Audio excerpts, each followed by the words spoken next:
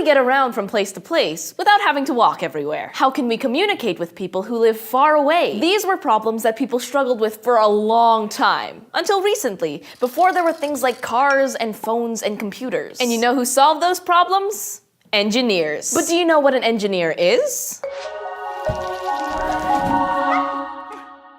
The short answer is that an engineer is someone who wants to know how and why things work. Now, I want to know how and why things work, but does that make me an engineer? Not quite. Besides being naturally curious, an engineer is a person who designs and builds things, like machines or systems or structures that help solve a specific problem. There's more than just one type of engineer, too. But no matter what type of engineer someone is, they have to ask themselves 3 very important questions when they're working. Number 1, what is the problem that needs to be solved? And number 2, who has the problem that needs to be solved? And most importantly, number 3, why is this problem important to solve? Let's take a look at some examples.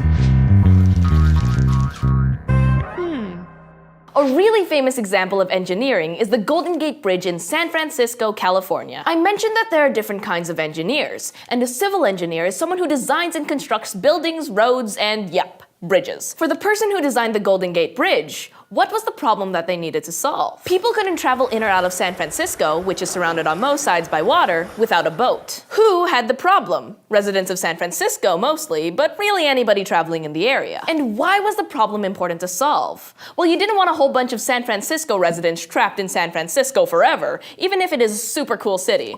Plus, you wanted people outside of San Francisco to be able to travel to the city easily if they needed to. So the Golden Gate Bridge was engineered as a solution to this problem. In addition to civil engineers, there are also mechanical, electrical, chemical, computer, nuclear, and software engineers, and the list goes on. Let's talk about what some of the other types of engineers do. First up, electrical engineers. Electrical engineers study electricity. They design electrical systems like circuits and computer chips. Think of an electrical object that you use pretty regularly. How about your microwave? What problem was the microwave a solution to?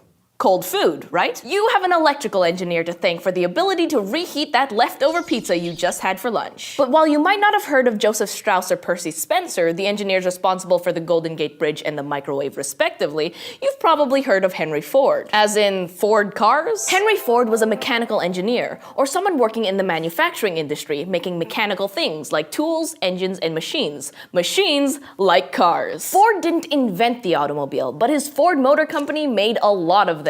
His Model T car was famous for being affordable for plenty of Americans. Ford saw that lots of people who wanted to drive cars just couldn't, because they couldn't afford the pricey vehicles that were for sale. So he engineered a cheaper model as a solution to this problem. His fellow engineers started to do the same, and now, well, cars are everywhere. Henry Ford's not the only big-name engineer. A famous engineer around today is Marissa Mayer. Mayer is the president of the internet company Yahoo, and is also a software engineer. Software engineers work on computers and other products that use software to write programs to make them faster and able to do more things.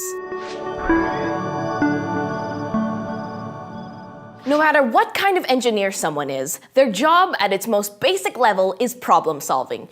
Each engineer just specializes in solving certain kinds of problems. While it might seem like there are too many types of engineers to keep track of, just wait 15 years, or 50, or 100, because we'll probably have a ton of different types to add to the list by then. Think about it. Over 100 years ago, we didn't have jobs in fields like aerospace engineering, where people design and construct planes and spacecraft. We didn't have planes like we do today, or need spaceships, so we didn't need people to engineer them. Who knows what machines or tools or everyday objects we'll have in the year 3015. Personally, I'm hoping for underwater cities. But whatever these things are, we'll need engineers to make them. So what do you say? Who wants to be an engineer?